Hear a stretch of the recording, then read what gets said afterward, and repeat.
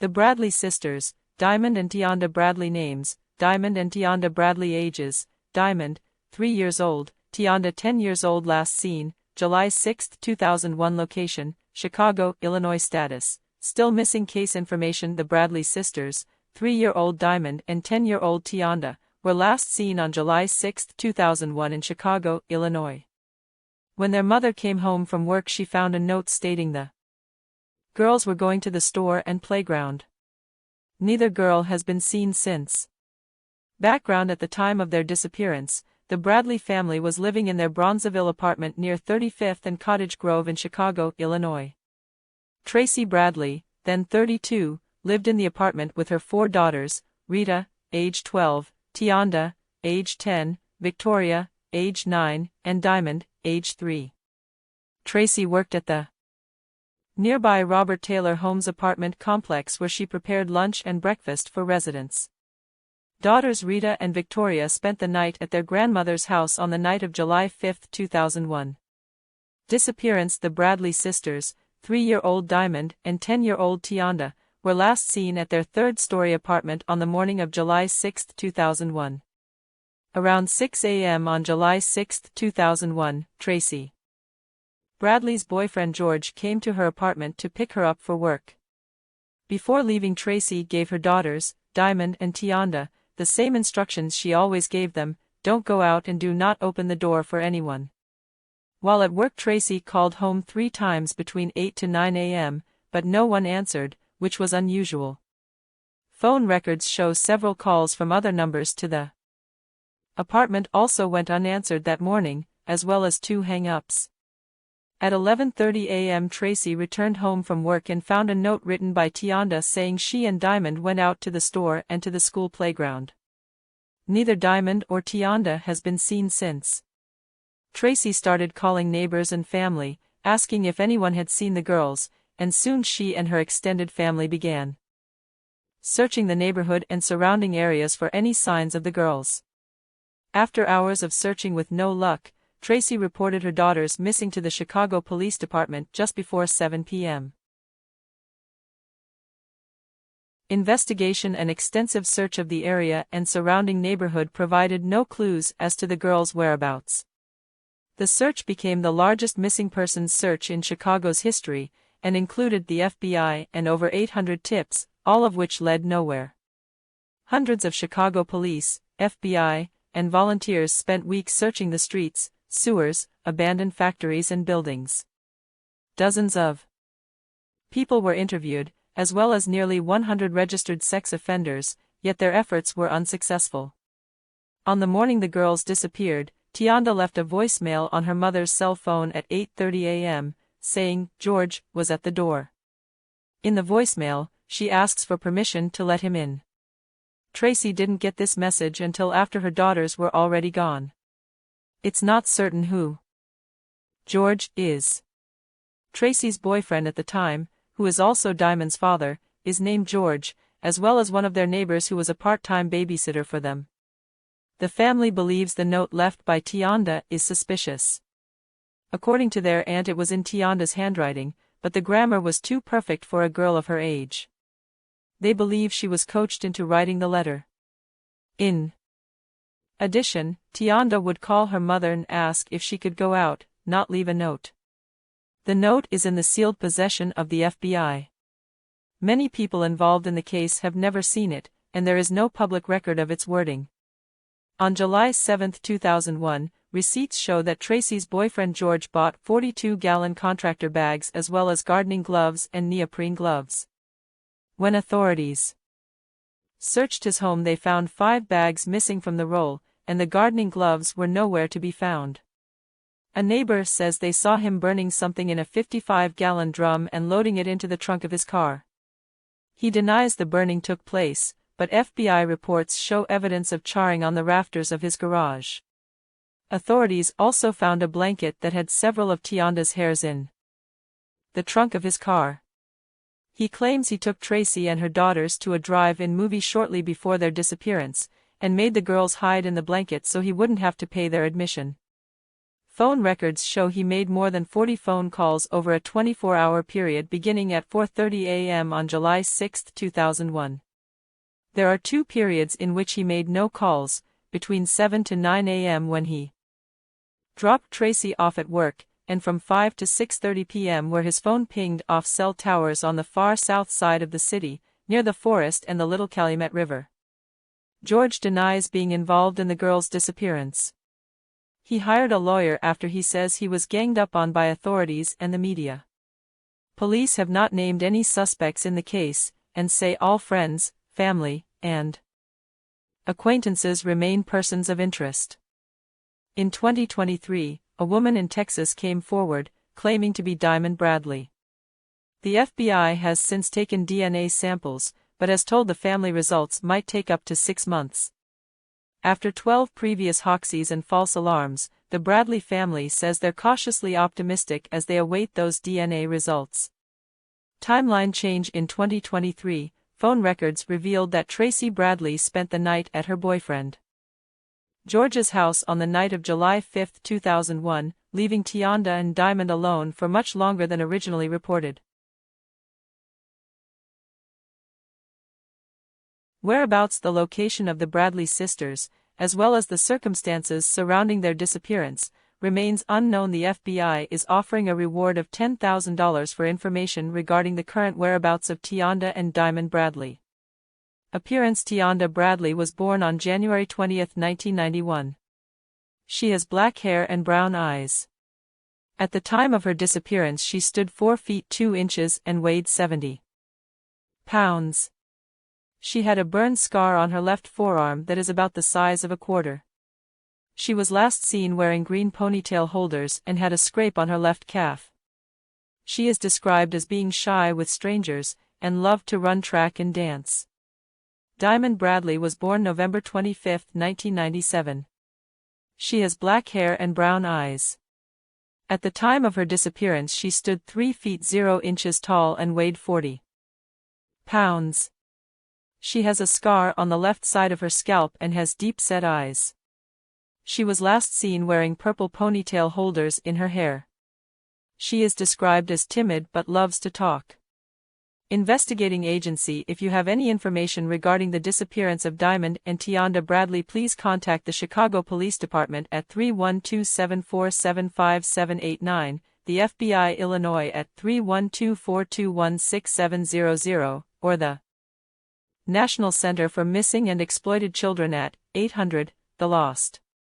Tianda Bradley missing since July 6, 2001, Chicago, Illinois, U.S. Age now 32 years old female. Diamond Bradley missing since July 6, 2001, Chicago, Illinois, U.S. Age now 26 years old female. Diamond's photo is shown age progressed to 23 years and Tianda's photo is shown at 30 years.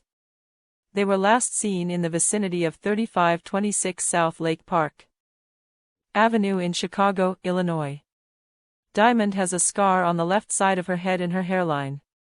Tianda has a quarter-sized scar on her left forearm.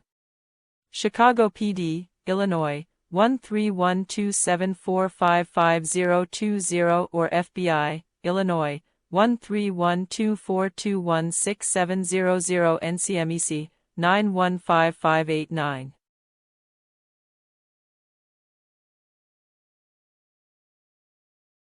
The disappearance of Danette and Jeanette Millbrook 33 years ago, 2 15-year-old twins told their mom they were being followed.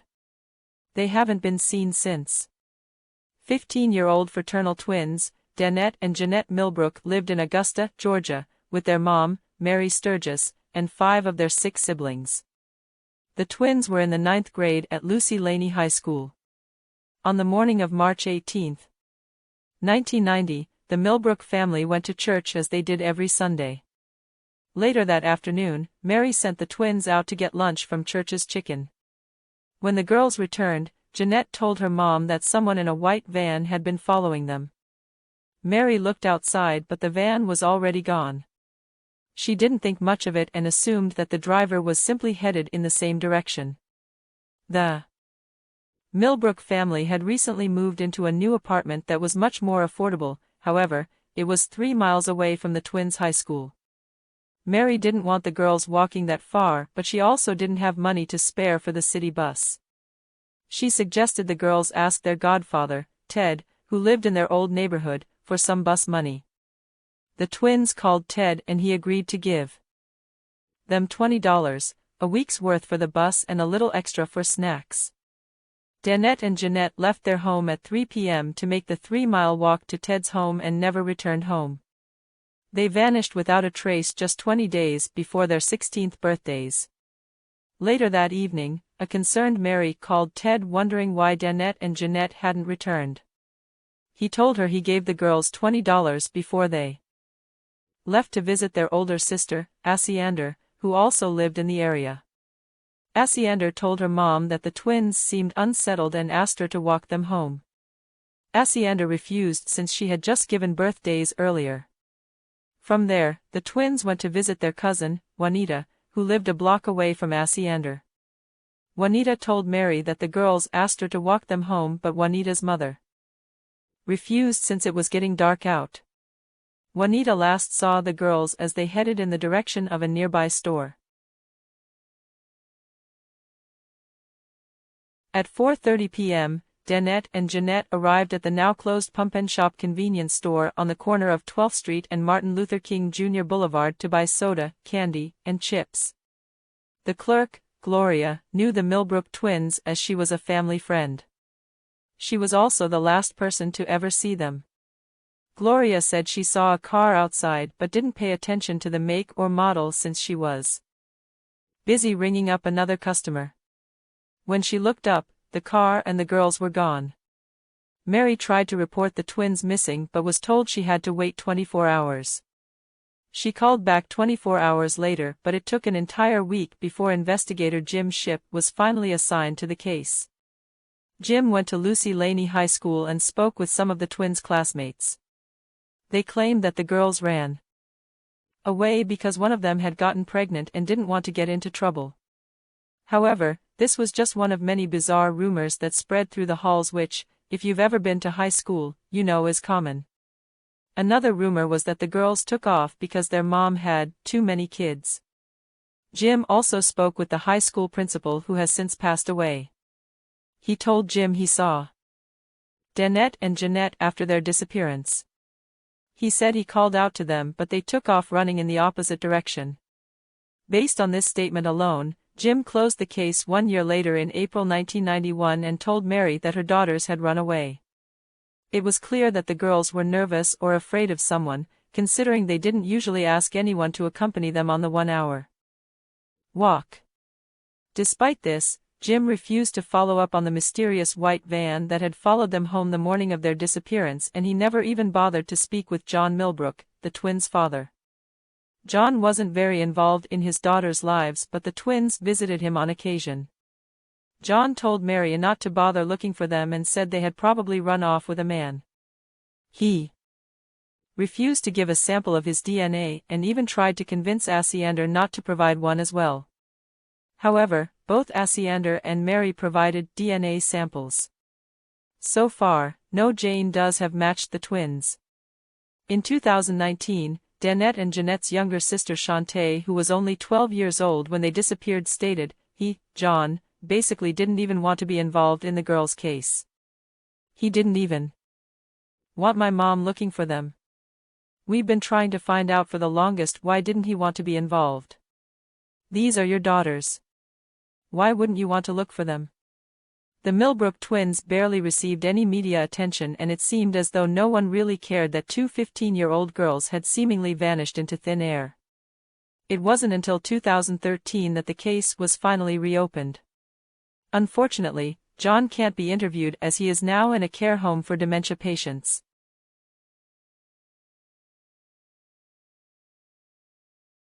In 2019, Jim Shipp doubled down on his belief that Danette and Jeanette ran away. Mary denied the possibility, stating, "They weren't the type of girls that stayed out like that, they always went to school, and when they got out of school they came straight home." Now 67, Mary is still searching for her daughters 33 years later, stating, "As long as I live, I'll still be waiting." Today, Danette and Jeanette Millbrook would be 49 years old. a $50,000 reward is being offered to anyone with knowledge of their whereabouts. Little sister still searching for twins Danette and Jeanette Millbrook last seen in Augusta, Georgia in 1990. Danette and Jeanette Millbrook vanished on March 18, 1990. March 18, 1990, started as a normal day for 15-year-old twin sisters Danette and Jeanette Millbrook, according to their younger sister, Shanta Sturgis, who was 12 at the time. Although they are twins, Danette and Jeanette each had her own unique personality. Shanta said that Jeanette was a sweet girl who loved kids and animals and was quieter and more reserved than her twin. Danette, Shanta said, was a bit louder and was always the one to stand up for Jeanette if she needed it. Shanta described both of them as good girls. They really didn't go anywhere, they didn't hang out or nothing like that, she said. If they did, it would be, all of us together with my mom. And that's how it was that Sunday, all of them together. Shanta told Dateline that, as usual, the family went to church in their hometown of Augusta, Georgia, and then returned home to have lunch. Shanta remembers that her sisters had been sent to pick up the family's order from a nearby church's chicken. When the girls returned home, the family sat and ate lunch together for what would end up being the last time. At lunch, the twins mentioned that they needed bus fare to get to school for the upcoming week, so Shanta says their mother told them to go to their godfather's house to ask him for bus fare. After lunch, they set out for his house, which was only a short walk away. Shanta says the twins made it to his home, collected the bus fare, and were given a few extra dollars to get some treats for their walk home. The Richmond County Sheriff's Office states on their website that the girls left the area at around 4 p.m. on March 18. Shanta told Dateline that something later stood out to the family about the sisters' walk home from their godfather's place that day. They learned from other family members that Danette and Jeanette had stopped at both a cousin's house and their older sister's house on the way back, asking if someone could accompany them back home. Shanta said this was an odd request, as the twins knew the area and had walked alone before. I'm gonna assume something had to transpire for them to want somebody to walk home, Shanta said. Shanta told Dateline that when the twins didn't arrive home that night, their mother got nervous and began calling around town seeing if anyone had seen them. Their mother, Mary Louise Sturgis, who goes by Louise, called the nearby Pump and Shop gas station, then located at 12th Street and MLK Boulevard, then Milledgeville Road, in Augusta, as that was a place the family went to frequently. The attendant there recognized her daughters and let her know that they had indeed stopped by the store that day. The attendant told Louise that the twins arrived at the Pump and Shop with treat money in hand. She could not remember which way the teens had walked off, or if they had gotten into a vehicle after they left. According to the Richmond County Sheriff's Office's records, this final sighting of Danette and Jeanette happened at about 4:30 p.m. When the family asked if the girls had been acting strangely, the attendant told them they had not been. They was acting normal, Shanta said of the attendant's response. She told us what they bought. She said they came here and bought something to drink and some candy and some chips. Louise Sturgis called authorities to report the pair missing that evening. It was 2 weeks before their 16th birthday. Shanta told Dateline that when their mother called, she was told she had to wait 24 hours before filing a missing persons report for the girls. Shanta said that after the 24-hour hold, on March 19 an officer came to their home to collect information about her sisters. Shanta told Dateline she does not remember what the official search efforts for the twins were, but the family and some of their friends from church did go around the area hanging up posters that the National Center for Missing and Exploited Children, NCMEC, had made in the year after the twins vanished. Their 16th birthday came and went. No Danette and Jeanette. The whole year of 1990, we didn't get no information, about them, Shanta said. They really didn't get no media attention. They were put on the news once. 3 more birthdays came and went. No Danette and Jeanette. Then, according to Shanta, On April 8, 1993, 6 days after the twins' 19th birthday, the investigator on their case came out to the family home to tell their mother that the case was being closed because Danette and Jeanette had been located. Shanta alleges that the investigator had also reached out to the NCMEC, asking them to remove Danette and Jeanette from their database, but never gave the family any other information. If he had located them, he said he couldn't make them come back home because they were 17 years old, Shanta recalled. If the twins were out there, or had been located, their family believes they would have contacted them in some way. Dateline reached out to the NCMEC to check if the girls had been unlisted on the site and later relist. They said they would research the history of the listing and respond with details when they become available. Fast forward to 2013. Shanta saw a video on TV of the newly elected sheriff of Augusta-Richmond County, Richard Roundtree. "I see him talking on the news, and I've seen some of the commercials that they had been making," she said. "He wanted to help his community and stuff like that." Feeling like a fresh set of eyes might be exactly what her sister's case needed, Shanta decided to reach out to the sheriff's office. Shanta told Dateline that her call was later returned by Scott Peebles, who was incident commander for the sheriff's office at the time. "I called down there once again after all them years and finally somebody called me back," she said. "And he was the guy that called me back." Dateline reached out to Scott Peebles, who remembered having a conversation with Shanta, but would not comment on the case as he is now chief deputy of the Richmond County Marshal's office and the twins' case is being handled by the sheriff's office. That same year, Shanta remembers receiving a call from the sheriff's office saying that they had her sister's case files and would be reopening the case because, according to Shanta, they didn't like how the case was closed, having been based on hearsay, she said. Shanta believes her persistence may have also been a key reason her sister's case was given a second chance. "I'm the reason why they said they reopened the case," Shanta told Dateline.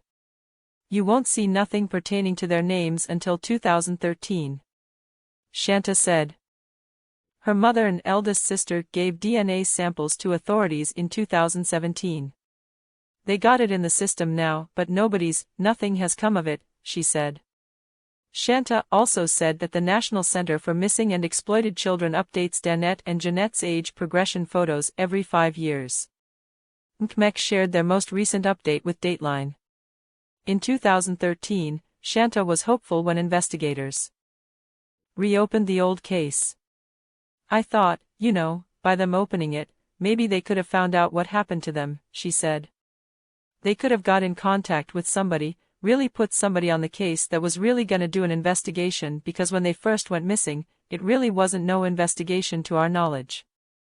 According to Shanta, after the twins vanished, the arriving officer misspelled her sister's names and misrecorded their date of birth. Danette and Jeanette Millbrook are still featured on the Richmond County Sheriff's Office's Missing Persons page under Millbrooks.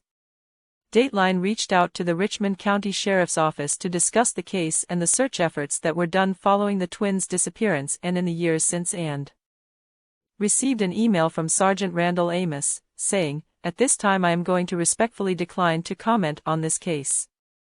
In a follow-up email, the sergeant said that his office is willing to look into any new evidence/leads that become available. "It hurt every day I had to see my mom upset and crying," Shanta said about growing up. "It's been 33 years and we're still going through it right now, And it is bad, because you start to see other people, families, going through it and then some of the little ones get found," Shanta said. "But mine still haven't. And so," she says, she talks to anyone and everyone she can about the case. "I talk about it to people to let people know, even though they don't know what their faces look like or whatever. I want people to know what happened to my family," she said. Shanta runs the Facebook page, Missing Danette and Jeanette Millbrook, where she shares information and updates in her sister's case. There is also a local billboard that directs people to the millbrooktwins.com, where they can submit tips in the case. At this time there is a $50,000 reward for information that helps resolve the case. Shanta told Dateline that the reward will be reduced to $11,000 in August 2023 if they do not reach a resolution in the case before then. Shanta just hopes there's still time to find answers. I want my mom to be able to. You know, if something were to happen to her, I want her to be able to rest knowing that she found out what happened to her daughters, Shanta said. In a sad twist, Louise's eldest daughter, the one whose DNA was submitted in 2017 to help with Danette and Jeanette's case, died the following year, on the twins' birthday. According to Shanta, on the day of their disappearance, Danette was wearing white jeans with a white Mickey Mouse shirt. And Jeanette was wearing a khaki skirt and a white turtleneck.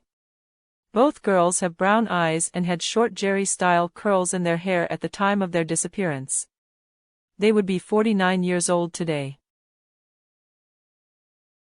Family of Millbrook twins plans to hold a vigil to remember their disappearance 2023. A local family is hoping to renew interest in a missing persons case from 30 years ago.